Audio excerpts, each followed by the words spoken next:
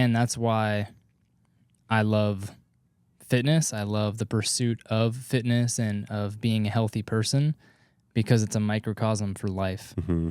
And there's so many lessons to be learned and so many tools to kind of unlock and, apply to your pursuit of getting more fit, getting stronger, getting leaner, getting healthier, being more disciplined with how you take care of yourself, and how all those things that you have to do to have success in that pursuit can be related to the rest of your life, like being a father. Yeah. If you can learn how to delay a little bit of gratification, be consistent and be disciplined and have a plan, then you can apply those skills to so many things in your life, and you're gonna reap the benefits in all areas of your life as you become just a more capable person of Absolutely setting a goal and moving toward it. Yeah, it's that ripple effect too. I talk a lot about this with my clients because, as we get started, I think everybody, if they have these big ambitious goals as they get started, they're like, okay, I want to dial in nutrition. I want to dial in my workouts. I want to make sure everything is like pushing me towards where I want to go.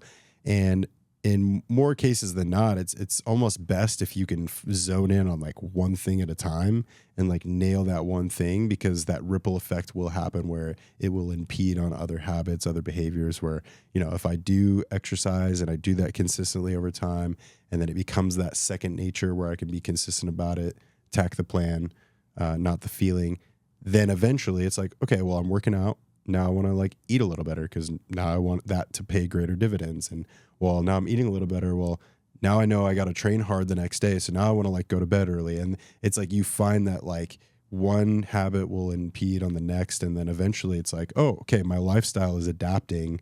And yeah, it immerses itself, like you said, into like everyday life versus now just this thing over here that you're trying to achieve. Yeah. Yeah, absolutely. And again, that ties back into the idea of purpose. Like, okay, why am I pursuing this in the first place?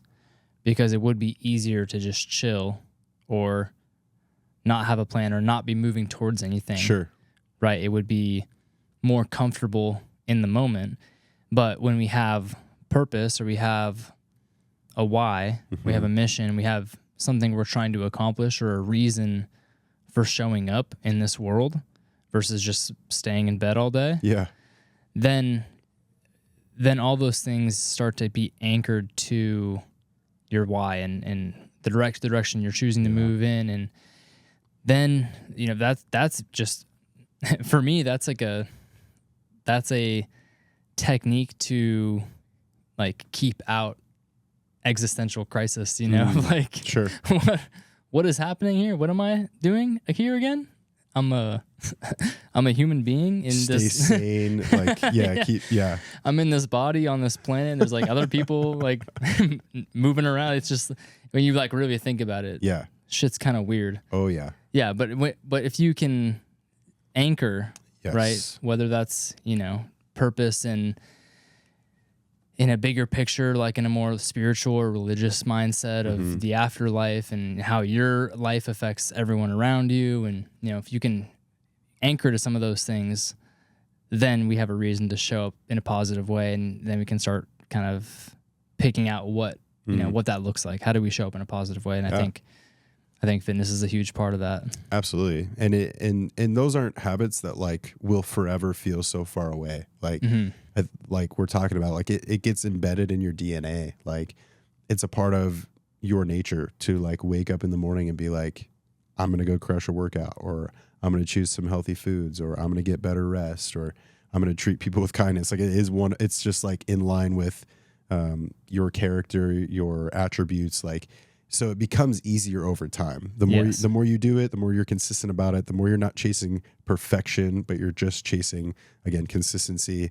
The more over time it will become a part of who you are. And those decisions and those things become so much easier to accomplish. Like, yeah, it's hard at first, but then you start to embody it, and it becomes, like you said, a part of you. And I love that you just said it's a part of your nature. Yeah. Because I think there is something there where we naturally want to feel good. Absolutely. And be healthy. Yeah. We just have all these distractions in the way of like quick fixes. Yep. or quick hits of dopamine or quick feelings of pleasure, whether it's like a bite of something sweet or scrolling Instagram. We have access to quick pleasure, but that's like it's a proxy. It's a, it's a fugazi. It's not real. Yeah. Right. You eventually realize, okay, this is extremely fleeting. Yeah.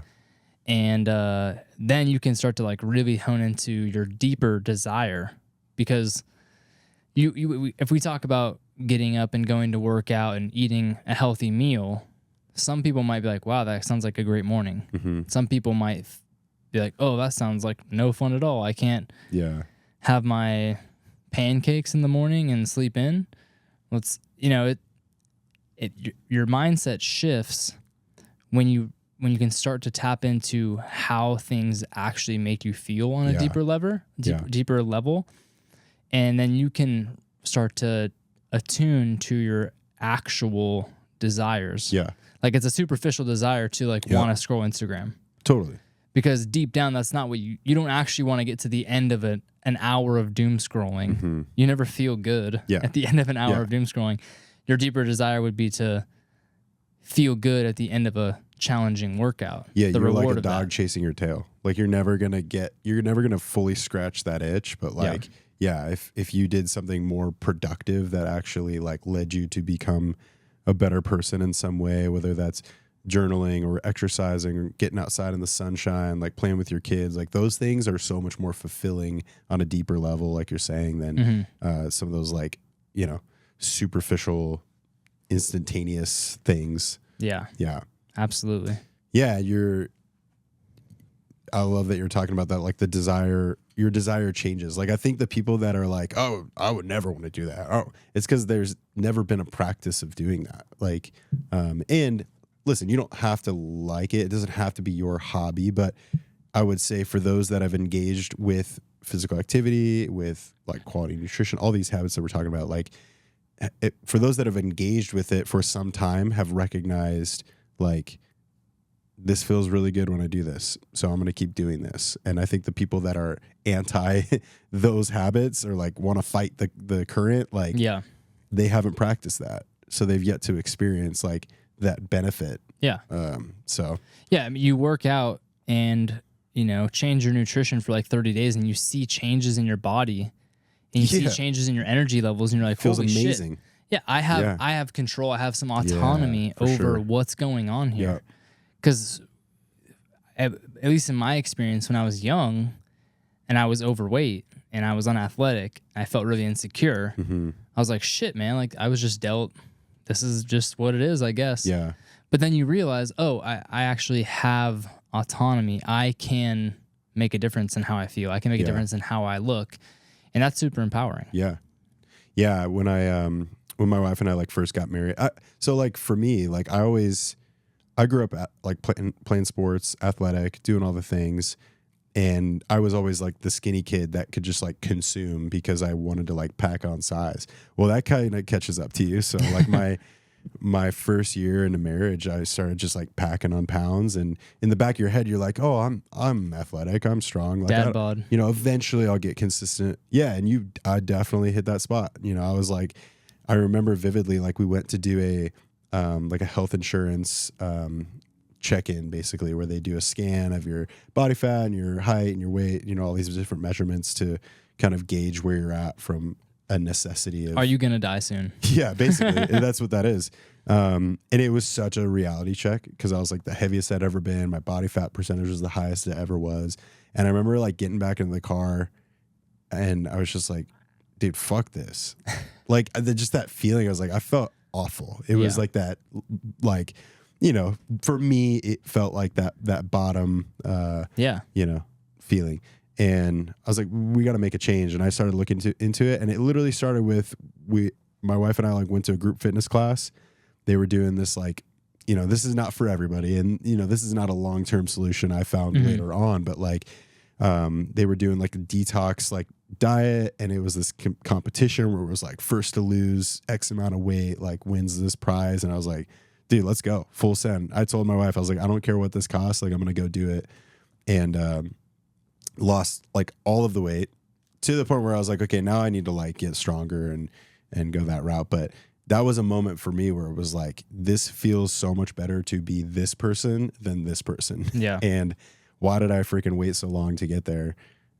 So yeah, I think everybody has that moment where it'll eventually click for them. But once you get that taste of how good it feels to be on the other side and like the way you look and like the way you feel and like the habits that are becoming, again, a part of your nature, a part of your DNA, like there's no better feeling. So, Yeah.